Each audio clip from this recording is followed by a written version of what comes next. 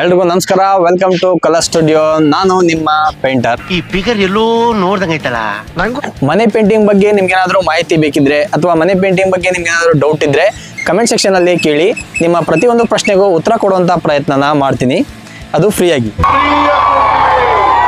ಇವತ್ತು exterior wall ಪುಟ್ಟಿ apply ಮಾಡೋದು ಅಡ್ವಾಂಟೇಜ್ ಮತ್ತು ಡಿಸ್ಅಡ್ವಾಂಟೇಜ್ ಬಗ್ಗೆ ಇವತ್ತು ಮಾಹಿತಿ ಕೊಡ್ತಾನಂತ ಬರ್ರಿ. ಯಾವುದೇ ಒಂದು ಪ್ರಾಡಕ್ಟ್ನ ಅಪ್ಲೈ ಮಾಡಿದ್ರು ಅದರದ್ದು ಅಡ್ವಾಂಟೇಜ್ ಮತ್ತು ಡಿಸ್ಅಡ್ವಾಂಟೇಜ್ ಇದ್ದೇ ಇರ್ತೈತಿ. ನಮಗೆಲ್ಲ ಗೊತ್ತಾಗೋಯ್ತು.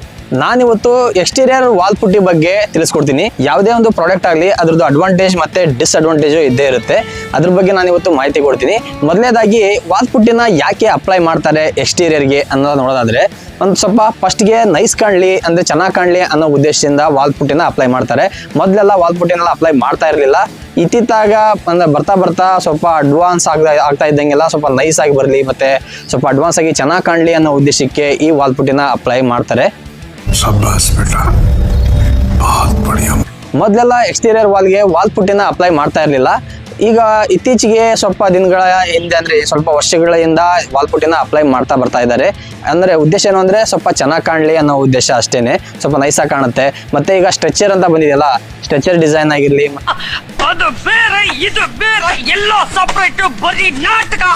ಸ್ಟ್ರೆಚರ್ ಡಿಸೈನ್ಗಳಲ್ಲಿ ಬೇರೆ ಬೇರೆ ತರ ಡಿಸೈನ್ಗಳು ಬರುತ್ತೆ. ಬ್ರಿಕ್ಸ್ ಆಗಿರ್ಲಿ, ರೋಸ್ ಆಗಿರ್ಲಿ, ಇನ್ ಕೆಲವೊಂದು ಟೈಲ್ ಡಿಸೈನ್ ಆಗಿರ್ಲಿ, ಈ ತರ ಡಿಸೈನ್ಗಳನ್ನ ಮಾಡೋದಕ್ಕೆ ಈ ಅಂದ್ರೆ ಎಕ್ಸ್ಟೀರಿಯರ್ ವಾಲ್ ಪುಟ್ಟಿನ ಬಳಸ್ತಾರೆ. ಮತ್ತೆ ಸ್ಟ್ರೆಚರ್ ಅಂತ ಬರುತ್ತೆ, ರೇಸ್ ಸ್ಟ್ರೆಚರ್ ಅಂತ ಬರುತ್ತೆ, ಅದರಲ್ಲಿ ಬೇರೆ ಬೇರೆ ಸ್ಟ್ರೆಚರ್ಗಳು ಬರುತ್ತೆ, ಅದನ್ನ ಅಪ್ಲೈ ಮಾಡ್ತಾರೆ. ಮತ್ತೆ ಅದು ಚೆನ್ನಾಗಿ ಕಾಣಲಿ ಅಂದ್ರೆ ಒಂದ್ ಕಡೆಗೆ ನೈಸ್ ಆಗಿರುತ್ತೆ, ಇನ್ನೊಂದ್ ಕಡೆಗೆ ರಫ್ ಆಗಿದ್ರೆ ಚೆನ್ನಾಗಿ ಕಾಣಲ್ಲ ಅನ್ನೋ ಉದ್ದೇಶದಿಂದ ಎರಡು ಕಡೆನೂ ಕೂಡ ಅವರು ವಾಲ್ ಪುಟ್ಟಿನ ಅಪ್ಲೈ ಮಾಡ್ತಾರೆ. ಒಂದ್ ಕಡೆಗೆ ವಾಲ್ ಪುಟ್ಟಿ ಅಪ್ಲೈ ಮಾಡಿದ್ರೆ ಇನ್ನೊಂದ್ ಕಡೆ ಸ್ಟ್ರೆಚರ್ನ ಅಪ್ಲೈ ಮಾಡ್ತಾ ಬರ್ತಾ ಇದ್ದಾರೆ. ಅದು ನೋಡಕ್ಕೆ ತುಂಬಾನೇ ಚೆನ್ನಾಗಿ ಕಾಣುತ್ತೆ. ಮತ್ತೆ ಫ್ಯೂಚರ್ ನೋಡೋದಾದ್ರೆ ಮೇಲೆಗಡೆ ಏನ್ ಲೇಯರ್ ಇದೆಯಲ್ಲ, ಪ್ಲಾಸ್ಟರ್ ಇಂದ ಮೇಲೆಗಡೆಗೆ ಲೇಯರ್ ಅಲ್ಲಿ ಚೆನ್ನಾಗಿ ಕಾಣುತ್ತೆ. ಮತ್ತೆ ಮೇಲೆಗಡೆ ನೀರು ಬಿದ್ರೆ ಅಂದ್ರೆ ಅಲ್ಲಿ ಕೆಳಗಡೆ ಹೋಗ್ಬಿಡುತ್ತೆ, ಒಳಗಡೆಗೆ ಹೋಗೋದೇ ಇಲ್ಲ. ಮತ್ತೆ ಅದು ಒಂಥರ ಗೋಡೆನ ಪ್ರೊಟೆಕ್ಟ್ ಮಾಡುತ್ತೆ ಅಂತಾನೆ ಹೇಳ್ಬೋದು, ವಾಲ್ ಪುಟ್ಟಿ ಆಗಿರ್ಲಿ ಮತ್ತೆ ಸ್ಟ್ರೆಚರ್ ಆಗಿರ್ಲಿ. ನಿನ್ನ ಮಾತು ಕೇಳ್ತಾ ಇದ್ರೆ ಕುಡ್ದಿರೋ ಕಿಕ್ಕೆಲ್ಲ ಇಳ್ತೋಗ್ತಾ ಇದೆಯಲ್ಲ. ಇದ್ರ ಅಡ್ವಾಂಟೇಜ್ ಅಂದ್ರೆ ಇದೇನೆ, ಅಂದ್ರೆ ಗೋಡೆನ ಪ್ರೊಟೆಕ್ಟ್ ಮಾಡುತ್ತೆ ಅಂತಾನೆ ಹೇಳ್ಬೋದು. ಗೋಡೆಗೆ ಏನು ಎಫೆಕ್ಟ್ ಆಗದಂಗೆ ಮತ್ತೆ ಏನು ತೊಂದರೆ ಆಗದೆ ಇರೋ ತರ ಗೋಡೆಗಳ ಒಂದು ಸುರಕ್ಷತಾ ಕವಚ ಅಂತಾನೆ ಹೇಳ್ಬೋದು ಇದನ್ನ. ಇದ್ರದ್ದು ಡಿಸ್ಅಡ್ವಾಂಟೇಜ್ ಏನು ಅಂದ್ರೆ ಸಣ್ಣ ಪುಟ್ಟ ಕ್ರ್ಯಾಕ್ಗಳು ಬರುತ್ತೆ. ಸಣ್ಣ ಪುಟ್ಟ ಕ್ರ್ಯಾಕ್ಗಳು ವಾಲ್ ಪುಟ್ಟಿ ಅಪ್ಲೈ ಮಾಡೋ ಗೋಡೆಗಳಲ್ಲಿ ಹೈಲೈಟ್ ಆಗಿ ಕಾಣುತ್ತೆ. ಉದಾಹರಣೆಗೆ ಅದೋ ಒಂದು ಸಣ್ಣದೊಂದು ಕ್ರ್ಯಾಕ್ ನೋಡಿ, ಇಲ್ಲಿ ಫೋಟೋದಲ್ಲಿ ನಿಮ್ಗೆ ಸಾಧ್ಯವಾದ್ರೆ ಹಾಕ್ತೀನಿ.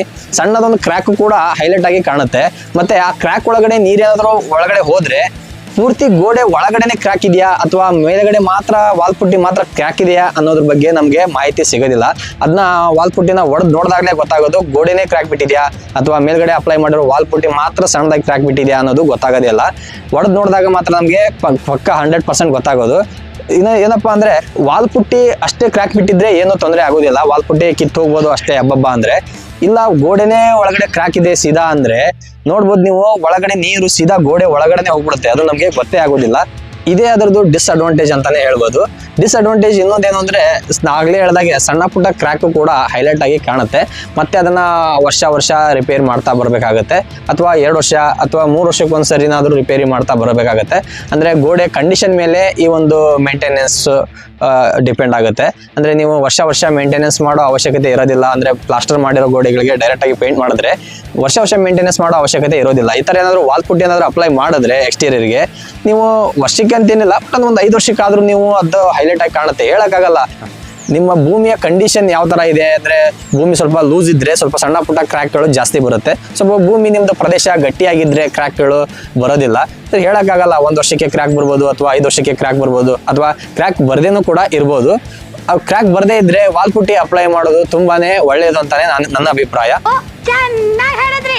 ಇಲ್ಲಿ ನೋಡಿ, ನಾವು ಎಕ್ಸ್ಟೀರಿಯರ್ಗೆ ವಾಲ್ ಪುಟ್ಟಿನ ಅಪ್ಲೈ ಮಾಡಿದೀವಿ. ಎಕ್ಸ್ಟೀರಿಯರ್ ವಾಲ್ ಪುಟ್ಟಿ ಇಲ್ಲಿ ಏಷ್ಯನ್ ಪೇಂಟ್ ಇಂದ ಎಕ್ಸ್ಟೀರಿಯರ್ ವಾಲ್ ಪುಟ್ಟಿನ ಅಪ್ಲೈ ಮಾಡಿದೀವಿ. ಇದನ್ನ ರೀಸೆಂಟ್ ಆಗಿ ನಾವು ಪೇಂಟ್ ಮಾಡಿದೀವಿ. ನೋಡ್ಬೋದು ನೀವು, ಸಣ್ಣ ಪುಟ್ಟ ಕ್ರ್ಯಾಕ್ಗಳನ್ನ ನಾವು ತಿದ್ದಿ ನಾವು ನೀಟಾಗಿ ಇದನ್ನ ಪೇಂಟ್ನ ಮಾಡಿದೀವಿ. ನೋಡ್ಬೋದು, ನಿಮ್ಗೆ ಕ್ಲೀನ್ ಆಗಿ ಕಾಣಿಸ್ತಾ ಇದೆ, ಯಾವುದೇ ರೀತಿ ಇದು ಇಲ್ಲ. ಅಂದ್ರೆ ಇದು ಈ ವರ್ಷನೇ ಪೇಂಟ್ ಮಾಡಿರೋದು. ಇದು ನೋಡ್ಬೋದು ಎಷ್ಟು ಕ್ಲೀನ್ ಆಗಿ ಕಾಣ್ತಾ ಇದೆ ಅಂತ, ನೀವೇ ನೋಡಿ. ಪೇಂಟ್ ಅಪ್ಲೈ ಮಾಡಿದೀವಿ, ಯಾವುದೇ ಕೂಡ ಸಣ್ಣ ಪುಟ್ಟ ಕ್ರ್ಯಾಕ್ ಕಾಣಲ್ಲ, ಯಾಕೆಂದ್ರೆ ಅದನ್ನ ರಿಫಿಲ್ ಮಾಡಿದೀವಿ. ಕ್ರ್ಯಾಕ್ ಸೀಲಿಂದ ರಿಫಿಲ್ ಮಾಡಿ ಅದಾದ್ಮೇಲೆ ನಾವು ಪೇಂಟ್ನ ಅಪ್ಲೈ ಮಾಡಿದೀವಿ. ಇಲ್ಲಿ ನೋಡ್ಬೋದು ಎಷ್ಟು ಚೆನ್ನಾಗಿದೆ ಅಂತ. ನೋಡ ಎಷ್ಟು ಚಂದ ಅಲ್ಲ. ಇದು ಇನ್ನೊಂದು ಬಿಲ್ಡಿಂಗಿನ ಗೋಡೆ, ಇದು ಪಿಲ್ಲರ್. ಇದು ನೋಡಿ, ಸಣ್ಣ ಪುಟ್ಟ ಕ್ರ್ಯಾಕ್ಗಳು ಹೇಗೆ ಹೈಲೈಟ್ ಆಗಿ ಕಾಣ್ತವೆ ಅಂತ ಇಲ್ಲಿ ತೋರಿಸ್ತೀನಿ.